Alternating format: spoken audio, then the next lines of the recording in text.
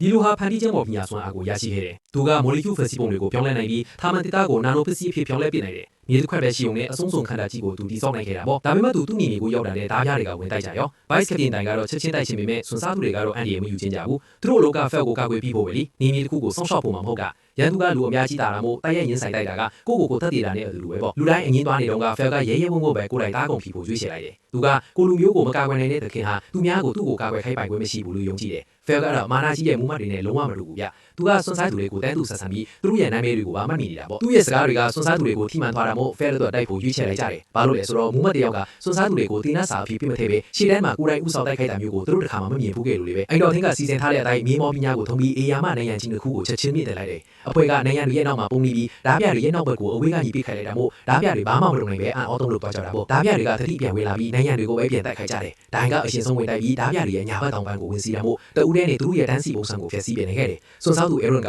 နောက်ကျခံမနေပါဘူး။သူကဘဲဘက်တောင်ပန်းကိုဝင်စီပြီးအကြီးအကျယ်ဖျက်ဆီးပြီးခဲ့ပြန်တယ်။ဓားပြခေါင်းဆောင်ကသူ့လူတွေရှုပ်ထွေးနေတာကိုမြင်တော့ဘာမှမတတ်နိုင်တော့ပဲနိုင်ငံတွေကိုကိုယ်တိုင်ဝင်တိုက်တယ်။အဝေးကနေပြစ်ခတ်တဲ့အဖွဲကိုတဲ့ချိန်ပြီးဝင်တာပေါ့။ဒါပေမဲ့ဖယ်ကအထင်ပြေထားတာမို့ခေါင်းဆောင်ကိုတစ်ချက်တည်းနဲ့ပြင်းပြင်းထန်ထန်ခုတ်လိုက်တယ်။ခံကလည်းနောက်ကနေအမြင်ထက်ကူပြီးနောက်တစ်ချက်ထပ်တိတ်လိုက်တာနဲ့ခေါင်းဆောင်ကိုအပြီးသက်ချီမှုလိုက်နေခဲ့တာပဲခေါင်းဆောင်ကြွားသွားတာနဲ့ကျန်တဲ့ဓာပြားတွေလည်းချက်ချင်းပြိုကွဲသွားပြီးအချင်းတို့အတွင်ဖမ်းမိသွားကြတယ်နီးပညာရတော့အဆောင်အရှောက်မရှင်ပြီးစီးသွားတာမို့စွန်စားသူတွေကပိုက်ဆံယူပြီးပြန်တင်တာပေါ့ဒါပေမဲ့ out မှာတခြားအစီအစဉ်တွေရှိတယ်ဖယ်ကရဲရဲပြီးညံကောင်းတယ်လို့မူးမတ်တွေရဲ့ထုံးစံမာနာမျိုးလည်းမရှိဘူးကြီးမတ်တဲ့အနာဂတ်ကိုပိုက်ဆိုင်မှာပဲလို့သူမြင်တယ်ဒါကြောင့်သူကသူ့အဖွဲကိုစက်နေဖို့ပြောပြီးဖယ်ရဲ့နေမြေကိုတိစောက်ဖို့ကူညီပေးကသူ့ရဲ့အောင်မြင်မှုကိုမြင်တွေ့ချင်ခဲ့တာပေါ့အဖွဲသားတွေရွာထဲရောက်တော့နေရာတိုင်းမှာရှုပ်ထွေးနေတာပဲရွာလူကြီးကလည်းကူကယ်ရမယ်ဆိုတာသတ်ပြင်းချတယ်သူတို့ရွာကရန်သူနိုင်ငံသားမှာကတ်လျက်တည်ရှိတာမို့နှစ်စဉ်တိုင်းဓားပြတွေရဲ့ဝင်းရောက်စီနေတာကိုခံရတာဒါအပြင်သူတို့ကအင်မတန်ဆင်းရဲပြီးအမ်ပါယာရဲ့ပြည်ပချင်းကိုခံထားရတာကြပြီလေဖယ်လာတော့ကြိုတင်လေးလာထားပြီးသားမို့ဘလောက်ဆိုးရွားလေးဆိုတာသိနေတယ်ဒါပေမဲ့ညီညွတ်နေုံနဲ့တော့ဘာမှမထူးတိုးတက်မှုကသာအရာရာကိုပြောင်းလဲနေတာဒါနဲ့သူကမြေမောပညာကိုသုံးပြီးရွာပက်လယ်မှာနေရန်တကူကိုမြင့်တင်လိုက်တယ်အဲ့ဒါကထာဝရတော့မတည်တတ်ပြီမဲ့အခုလောလောဆယ်တော့သူတို့ကိုကာကွယ်ပေးနိုင်မှာပေါ့ဖယ်နဲ့ခံကတက်တယ်အများကြီးခုတ်လဲကြတယ်ပြီးတော့ဖယ်ကအားနည်းဆုံးလို့ထက်မှန်ခံထားရတဲ့ထုတ်လို့မှုမောပညာကိုအသုံးပြုလိုက်တယ်